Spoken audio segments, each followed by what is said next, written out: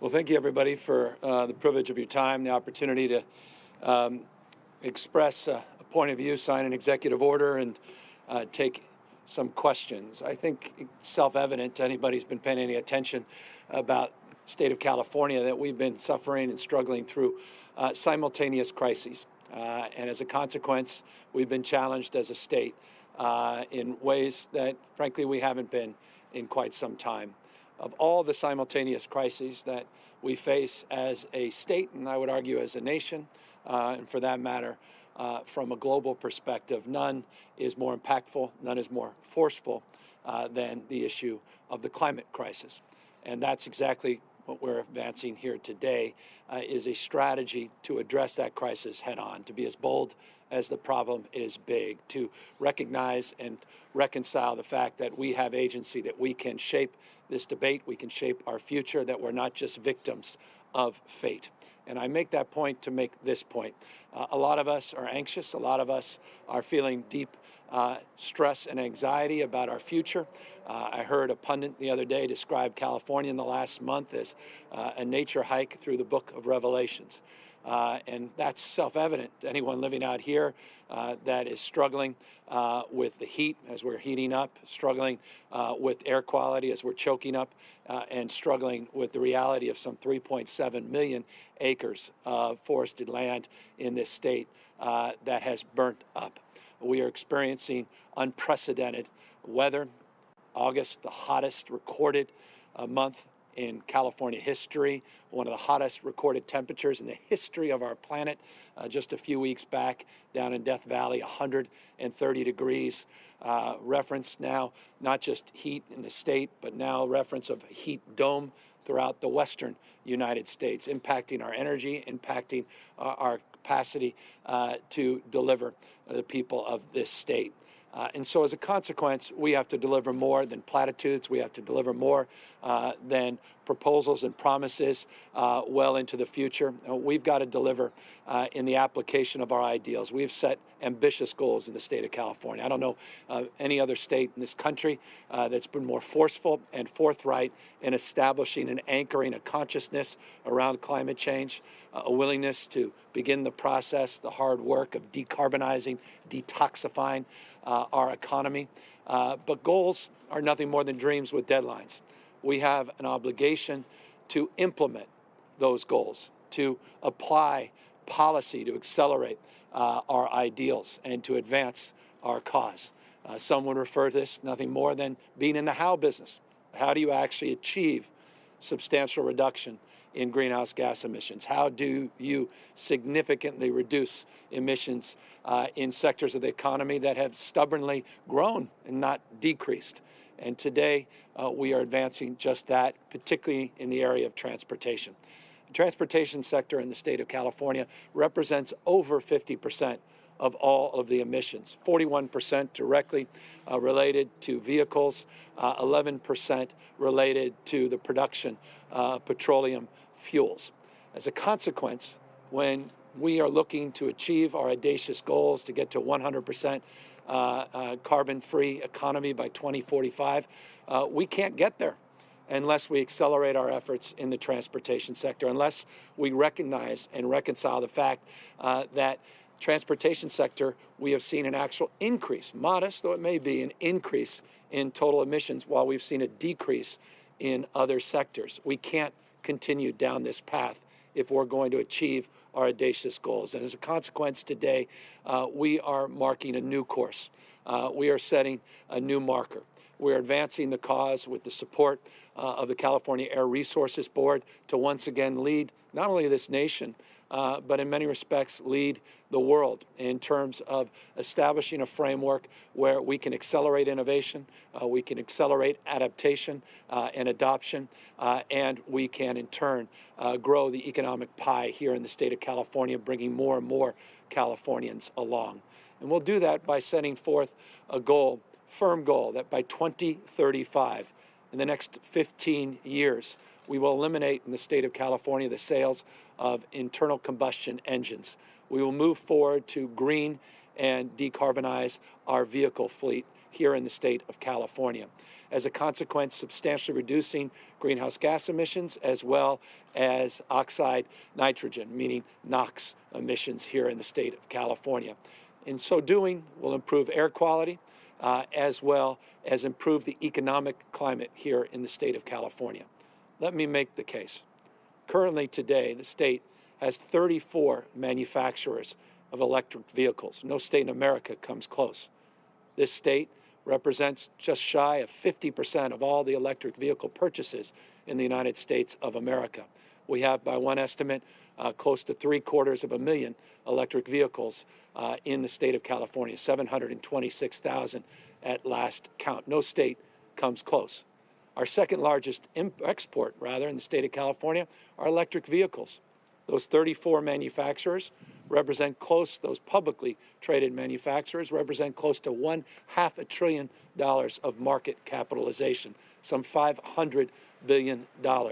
This is an economic opportunity, the opportunity to transform our economy across sectors, the opportunity to accelerate innovation and the entrepreneurial spirit, the opportunity to bring more companies here into the state of California, creating more jobs.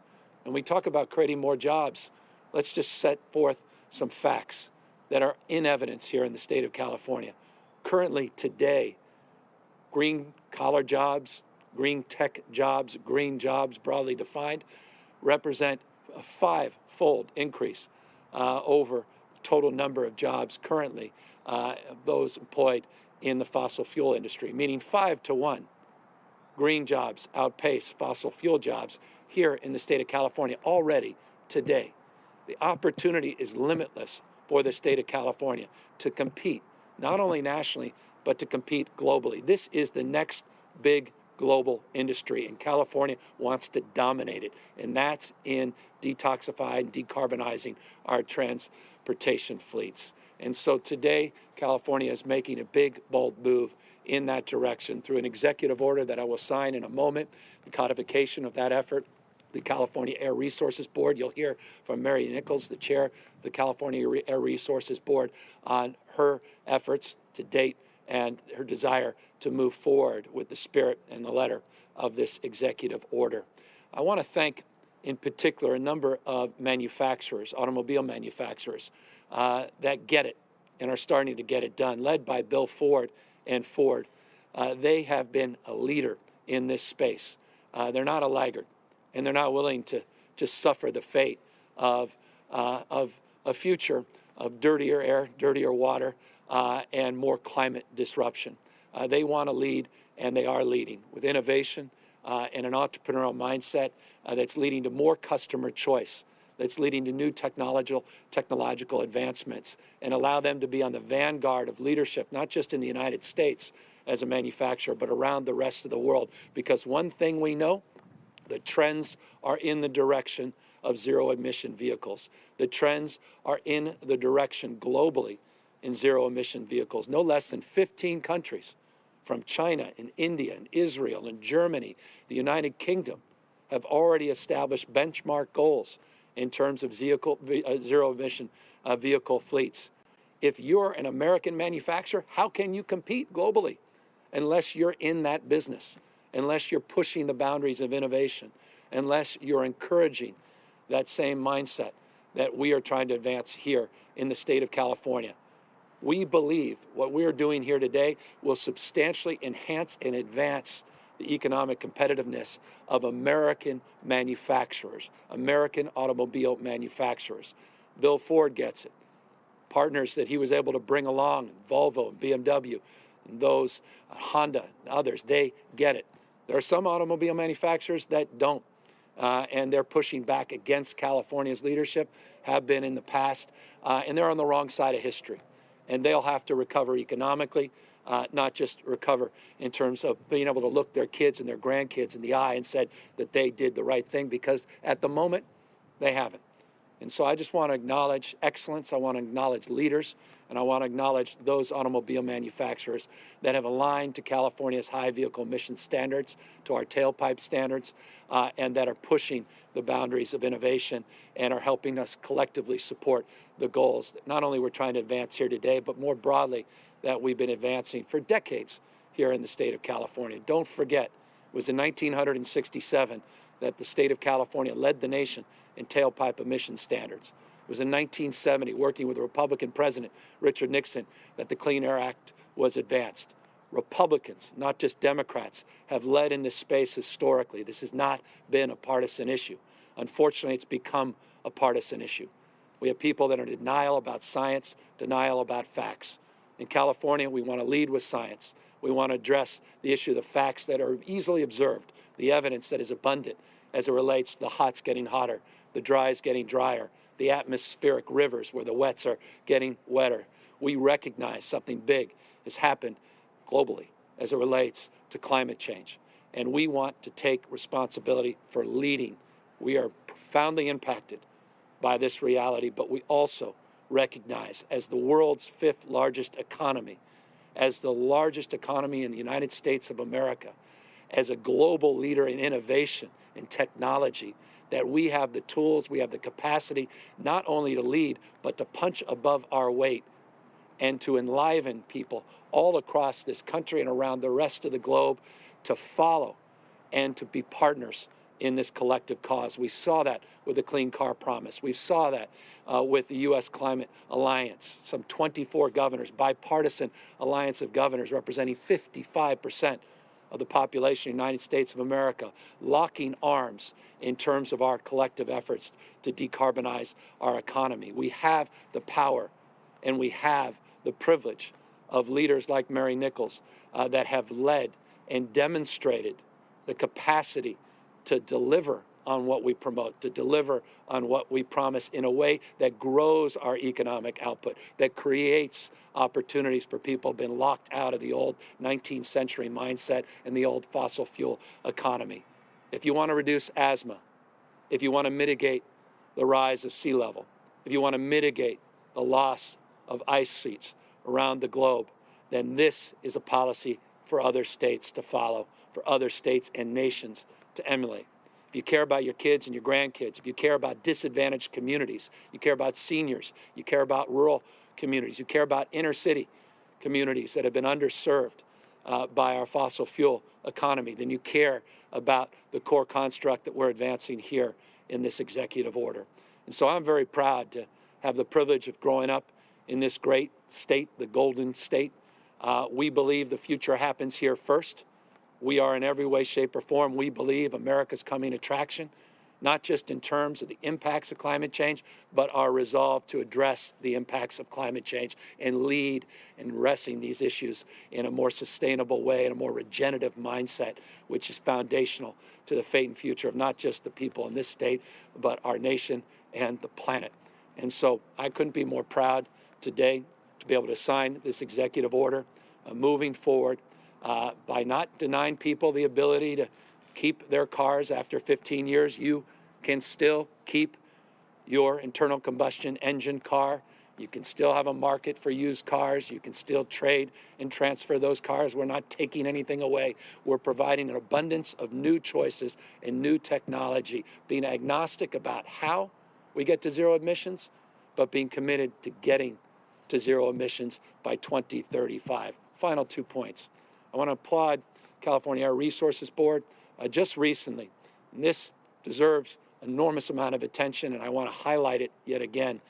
They did just this for large, heavy-duty trucks here in the state of California. By 2045, heavy-duty trucks will have similar requirement in terms of manufacture and sales.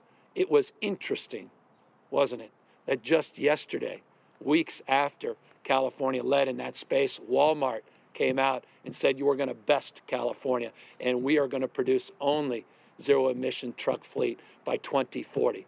That's the spirit of innovation. That's the spirit of partnership. This is not just about government. This is about the private sector and the entrepreneurial mindset of some of the biggest companies in the world that get it and want to get it done as well. Tesla yesterday, just coincidentally, advancing new innovation in batteries, bringing down the cost of batteries, extending not only the life of the batteries, but the range of the batteries. You're seeing innovation across the spectrum in this place. You're seeing price parity within the next few years of electric vehicles with traditional internal combustion vehicles. But the difference is you don't have to pay any money at the pump. The difference is with a zero emission vehicle, you have lower maintenance costs. You have lower operating costs. So if you want to protect disadvantaged communities, impoverished communities, then pull away from the gas pumps. Let us no longer be victims of geopolitical dictators that manipulate global supply chains and global markets as it relates to the petropolitics that have become so much part of our lives. Let's disabuse ourselves that has to be our fate, that has to be our future. It simply does not. Let us lead again, California, in a cleaner, brighter, more resilient future. And so I'm very enthusiastic about this. I'm not naive that not everybody is going to join hands on this. But one thing I know, this is the trend line that will become a headline around the rest of the world. And we're not just going to be in the back of this bus. We're going to be leading once again. We're going to be driving this accelerated change. Good policy means accelerating technology and accelerating innovation. That's California's game. We do it better than anybody else.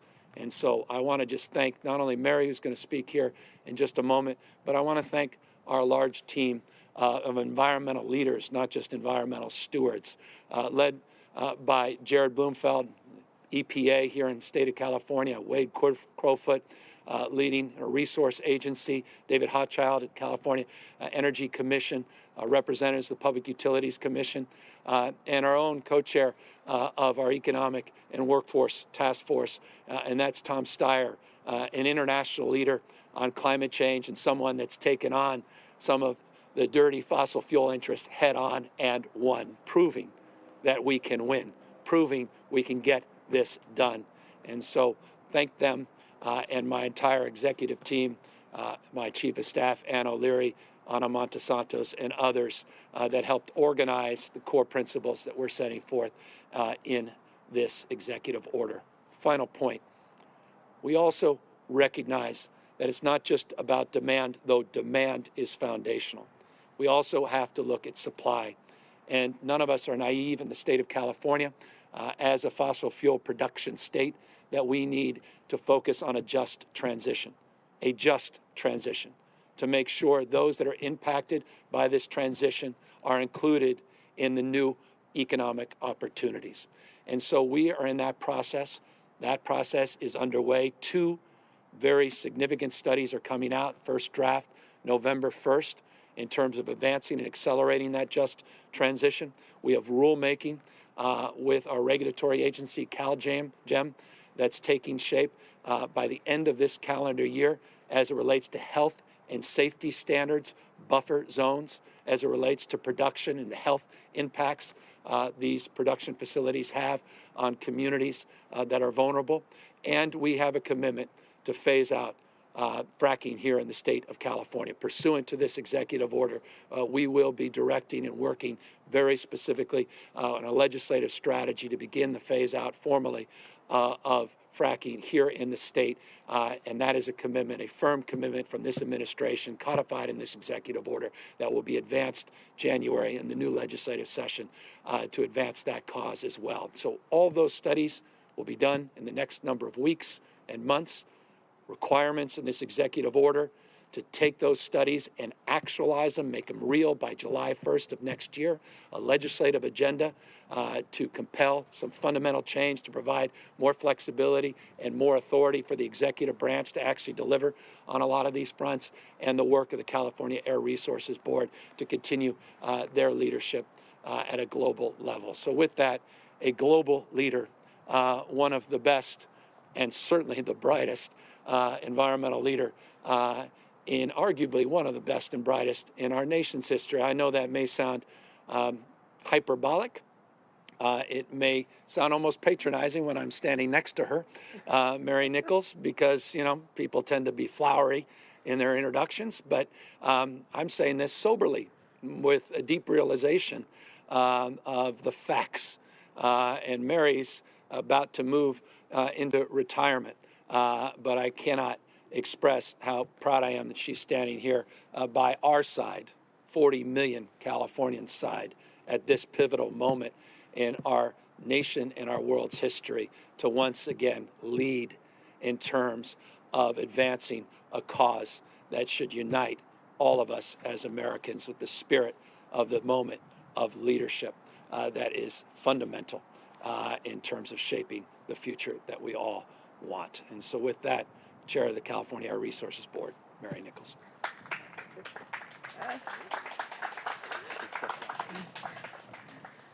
I'm not as tall as the governor. Do I need to take it off? There we go. Thank you, Governor.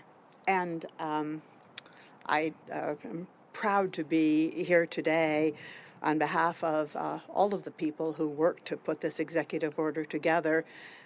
The job of trying to forestall the worst of climate change and to deal with the reality of it that's already in front of us is everybody's work.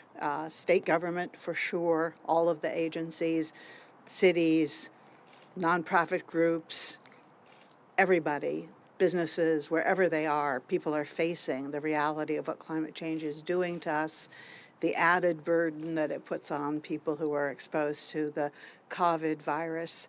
It's been a very hard time for everybody, really, in our state. And that's one reason why I could not be prouder that when the governor decided, after taking a look at some of the worst of the fires, that we had to do more as a state government to try to tackle this problem and to use the brains and the powers that we had to make a bigger difference. He turned to CARB, and we were ready. The people who work for my agency, engineers, scientists, lawyers, of course, and lots of just plain smart people who get up every day, but now from their own homes, sometimes their bedrooms or their studies, are working to try to figure out how we can deal with the persistence of smog that makes people sick, and also at the same time try to get ahead of this escalating climate problem. We have in our agency a tremendous record going back to the late 60s of having seen what technology could do, and particularly with a focus on the kinds of technology that affect mobility, because California is, as the governor was saying, a state that's all about mobility. I myself did not have the opportunity to grow up in California. I moved here as an adult.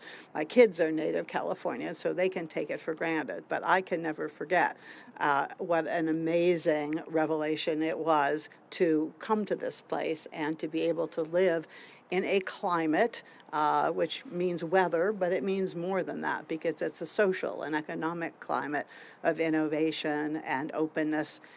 It is what brought me here, and it's what brought so many other people here.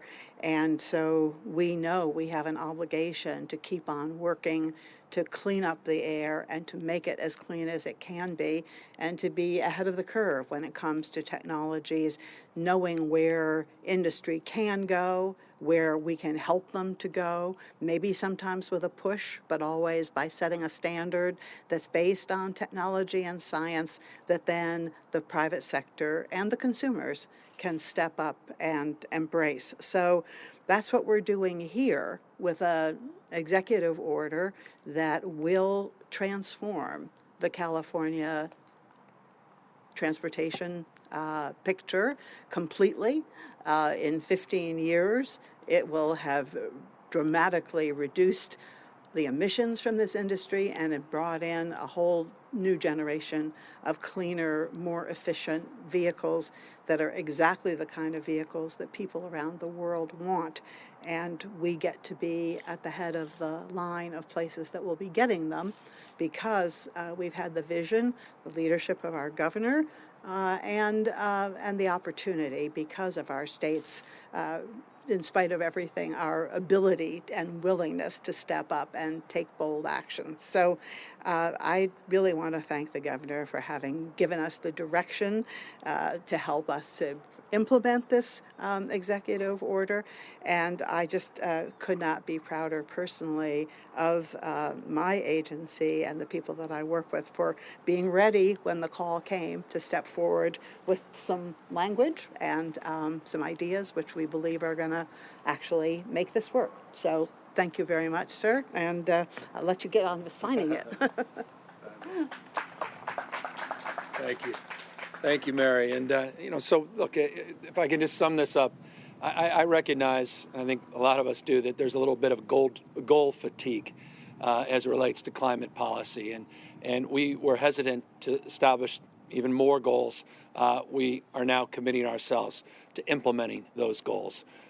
We have gone from the what to the why, and now we need to focus on the how business. And so that's the big announcement today, is a bold step forward to target the #1 sector of our economy in terms of emissions, and that is in our transportation sector, and to encourage other states to take similar leadership and this nation to move forward boldly to do exactly the same. We want more choice. We want more competition.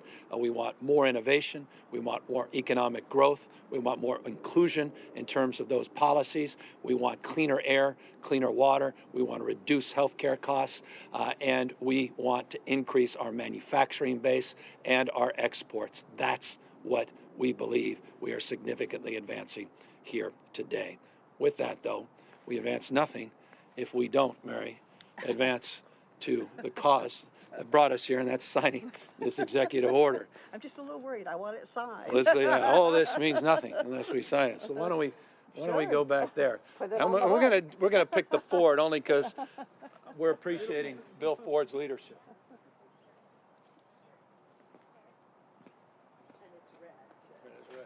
You guys, where do we want to do it? Right here? I think that they want, yeah. Everybody come on up. This is a slightly strange place to sign something. I don't know if a governor's ever signed on a car before. Beautiful car. There you go. The new one, just got it on. The Mach-E 4. It's got the Mustang. Mustang.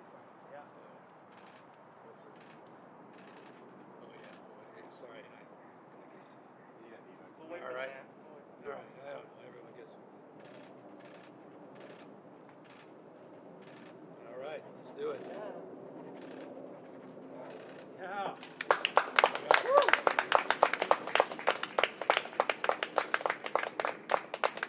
Thank you, Mary.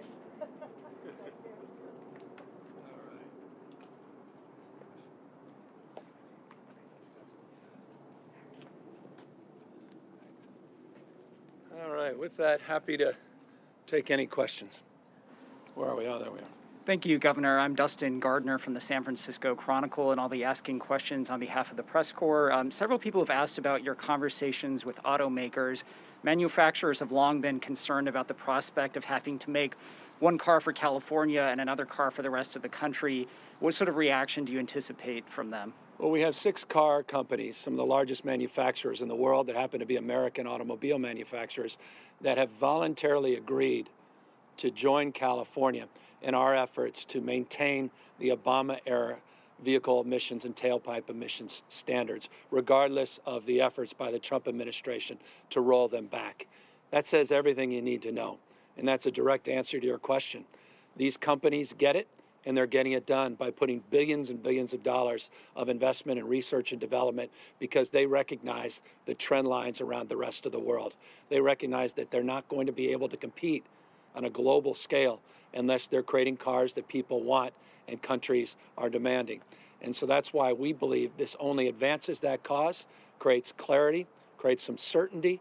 It's a 15-year process, which creates the opportunity to bring down costs, advance innovation, and create an opportunity for these manufacturers to become, once again, best in class from a globally competitive perspective. Next question from Alejandro Lazo, Wall Street Journal. Why are you pursuing this zero emissions policy through executive order versus through passing legislation? Could this approach possibly lead to more legal challenges? We're moving forward expeditiously because this moment demands leadership. It demands movement. The California Air Resources Board and its well-established standards of responsibility and well-established framework of constitutional authority will advance the next steps in this effort, similarly to what they just did on the clean truck mandate. It is tried and true, well-established in the rule of law, and an effort that advanced under the clean truck rules that is also now being replicated by 15 other states, at least committed replication of 15 other states. So we believe in the power of emulation. We believe successful policy leaves clues, and we believe the adaptation and adoption in other states is inevitable. We have quite a few questions about fracking and oil drilling permits. You referred to possibly working with the legislature to take some action there to end fracking. Do you not have that power now through executive order? Why do you not do that now if you have that ability? Well, we simply don't have that authority. That's why we need the legislature to approve it. We put in this executive order specific timeline in terms of transitioning and ending fracking in the state of California. I want to put fracking in perspective. It's less than 2% of the production in the state of California. It is substantive, but it also is symbolic. We have to do more on the demand side, and that's why today we think we've made a bold and big step in advancing that cause. We also have advanced the cause a number of months ago to take a scientific approach to analyze, and this is what we believe. We believe in science, not anecdote, not opinion. We believe in science. We're driven by science as it relates to our health policies and our response to COVID, and as it relates to climate and climate change. We believe in science-based rulemaking. And that rulemaking is underway through CalGEM, which is the regulatory agency in this space, to put in place a framework around health and safety standards as well, and the possibility of mitigation zones, buffer zones, to advance the cause of public health and safety as well, in addition to the efforts around fracking. Next question from Lauren Sumner, NPR News. Given that electric cars are still a small share of the market, what incentives do you plan to put in place to encourage Californians to buy EVs? Well, again, we're 50% of the market in the United States, so the adaptation is significant in this state. It's grown exponentially over the last number of years. More models, more choice for consumers coming out. The cost beginning to decline. We're just a few years away from parity. We believe this policy, 15 years hence, will accelerate the adaptation of new technologies, which will be breakthrough technologies, bringing down costs, increasing choice, creating economic opportunities. And so we'll continue the tried and true policies in the state to incentivize through credits, incentivize through vouchers and rebates, efforts to advance not just, again, electric vehicles in the state, but zero emission vehicles. We are not wedded to one particular technology. We just want to fundamentally reconcile the fact we're no longer living in the 19th century, and we don't need to drill things, extract things in order to advance our economic goals and advance our mobility needs. Building on that question about electric vehicle rebates, the current budget cuts funding for rebates. Why is that, and what sort of strategy do you have in mind for a new rebate structure? Yeah, we've been struggling, as everybody knows, with a $54.3 billion shortfall, simply without precedent, to go from a $6.6 billion projected surplus just a few months ago to an unprecedented shortfall a few months later. And as a consequence, we've had to review our commitments across the spectrum. But I can assure you this, we are committed to not just the short term, but the medium and long term in achieving these goals in a way that incentivizes adoption and adaptation. And you'll be seeing a lot more in this space in my January budget. And we look forward, now that we're getting some stability back in the economy, to more robust results from our cap and trade auctions, which will also aid and advance these efforts. The last auction produced much better results than the previous auction, which will also provide more resources to invest in precisely the programs that you're referring to. Next question, Tony Barboza, LA Times. how will California be able to carry out this zero emissions mandate if the Trump administration's revocation of the state's federal emissions waiver holds up in court? I'm gonna have my legal advisor answer that question. Thank you. We are challenging the interpretation of the law by the Trump administration. We believe the Clean Air Act gives us the authority to set exactly the kinds of standards that we have set since the late 60s, and therefore we look forward to being able to do that in the future. That's the answer. I mean, we'll go to court. We're in court. We'll get there eventually. But in the meantime, we continue to lay out the course and gather support. We have more states now than ever who have joined with us. So, we have over half the states in the United States who filed legal briefs supporting California's position here. I don't think Congress wants to amend the Clean Air Act to take away California's leadership role, which we've had since the very beginning. In fact, we see the opposite being the case, that they're increasingly looking to the states and giving us the opportunities to move forward where we can do that ahead of the federal government.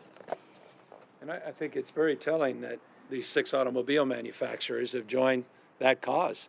So the question is, whose bidding is the president and the administration doing? If the assertion is they're doing it on behalf of manufacturers, well, why is Volvo and BMW, VW, why is Honda and Ford joining our efforts? Why are they committed to staying the course? And that is a question that I look forward to being answered by this administration, and the incredible vandalism that's been done to the Environmental Protection Agency in the last 3.5 years. Next question comes from Nicole Nixon at Cap Radio News. She asks, environmental groups are calling for phasing out electric vehicles by 2030. Why are you sticking with a 2035 timeline? Well, we're doing something no other state has ever done in history, and arguably this is the most significant effort of its kind anywhere in the world, because it comes with the California Air Resources Board's backing. So forgive us, we're very proud of this effort, and to the extent we need to do more and do better, none of us are ideological.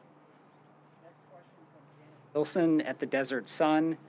How does your executive order and climate initiative address ongoing large oil spills in California, spills that release greenhouse gases and harmful air pollution, while often generating profits for the polluters? Well, we've been very aggressive in terms of our enforcement. We've substantially invested in CalGEM, put together new guidelines, new staffing, new requirements, more aggressive oversight, new leadership at CalGEM who's responsible in that space. And we put together this scientific-based study to look at the impacts of health and safety that will be concluded, the fruits of that effort at the end of the calendar year, in addition to the 2 studies on just transition, one that has to do with transportation fleets, the others that have to do with the issues of fossil fuel broadly, not just fracking specifically. Those 2 studies are backed by $3 million of investment and are being conducted by our own University of California. First draft of those studies come out on November 1st. How would this order affect hybrids, plug-in hybrids specifically? That's actually the most popular model of EV in the state right now. Would they still be allowed under this order? Yeah, I'll have Mary, who can talk more specific about makes and models. Yeah. We're transitioning away from hybrids and in the direction of full zero emission, but that's a 15-year process. And in the meantime, for some people, it's a lot more comfortable to try out a hybrid first. But what we're seeing is, as the hybrids get more and more advanced, they become closer and closer to zero emissions. When I first started, the Toyota Prius was the most advanced car anybody had ever seen, and it didn't have a plug. And then eventually they moved in the direction of having a small electric engine. And then their customers said, wait a minute, I like driving on electric. I want more because it improves my fuel economy. So we see this 15-year period as one during which, by the end of it, people will recognize that, yes, they can find a full zero-emission vehicle that meets all of their needs. People have asked about affordability of these models, for especially for low-income buyers. Some of the models you're standing in front of cost $30,000 or more. What in the new rebate structure will the state provide to make sure there is equity for low-income buyers?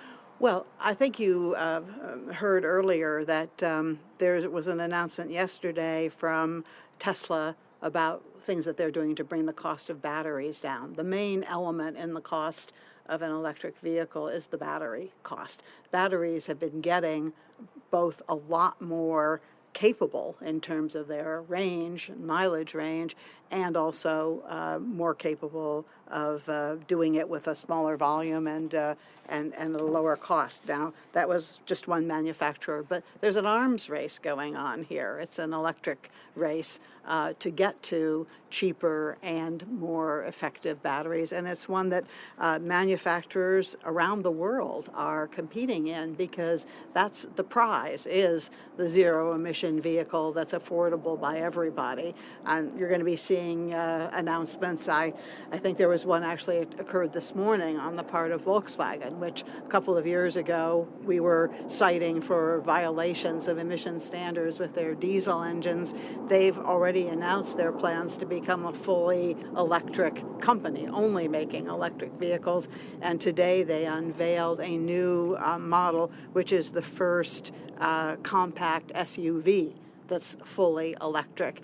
I haven't had a chance to drive one, but I know for a price they'd let me put down a reservation. They're ready to sell them. So I think you're seeing a really quick transition here, and it's in the direction of affordability. But in addition, I want to say that we aren't just waiting for the price to come down. Many people can't afford a new car, whatever the price is, and the need to place electric vehicles in places where people can utilize them and enjoy the benefits, and the whole community can enjoy the benefits of zero emissions, is important too. So we have programs underway to encourage electric bicycles, electric scooters, used electric vehicles, community share electric vehicles, organizations that will be helping to provide carpooling that's fully zero. And last but not least, our transit agencies, which are now in very sad shape because of the recession, and which also need to be making the transition to zero emission buses. We need to be working with them directly, and that's just not just CARB, it's CalSTA, the Transportation Agency, Caltrans, and others who are really working creatively to figure out ways to help more people utilize our transit system. So it's in all of the above. And and I appreciate Mary bringing that up, because in the executive order we talk in terms of our streets, we talk bicycle, we talk about transit. We also call out specifically the work that we've been doing, Mary led on, previous administration led on low carbon fuel standards and the transition of some of our largest refineries in the state of California. I'd point to two examples recently, Phillips 66 and Marathon refineries that are beginning to transition their fuels and their manufacturing facilities. That's happening in real time. That's an extraordinary proof point to the opportunity to transition, create jobs, and do so in a sustainable way. And we specifically in this executive order call out strategies to move away from red tape in that space to a red carpet mentality in terms of securing and encouraging that transition in a much more expeditious manner. But the bottom line is this: when it comes to cost, just consider these two proof points.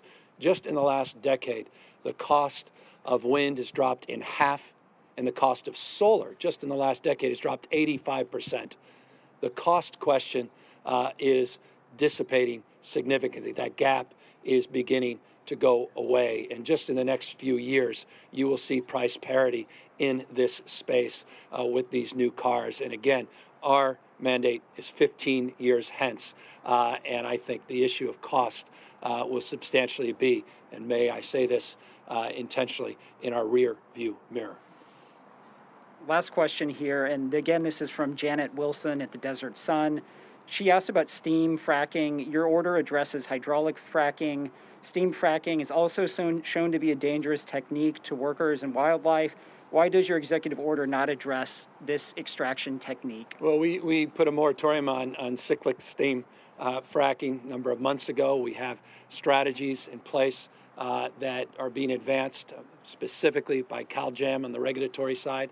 But I would be remiss, because he is standing to my right, not to have the person responsible in this space, not answer that question with a little bit more clarity, the head of our Natural Resource Agency, Wade Crowfoot.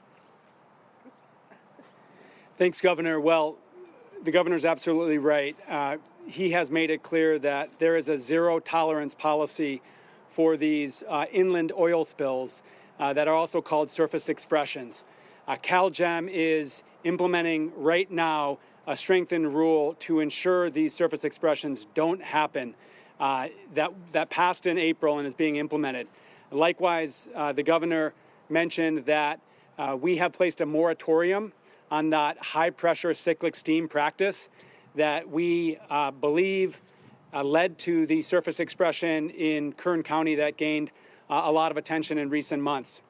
So our CalGEM experts are very focused and heeding the governor's very clear direction to us, which is a zero-tolerance policy moving forward for these types of oil spills. That it? Well, with that, let me thank everybody for the privilege of your time, privilege of being here with Mary Nichols and our entire environmental leadership team, Tom Steyer and others. And thank you all for this opportunity to explain this executive order and subsequent actions by the California Air Resources Board. But I will conclude by making a point and emphasizing the following. We're just getting started. We are working on a series of additional executive orders.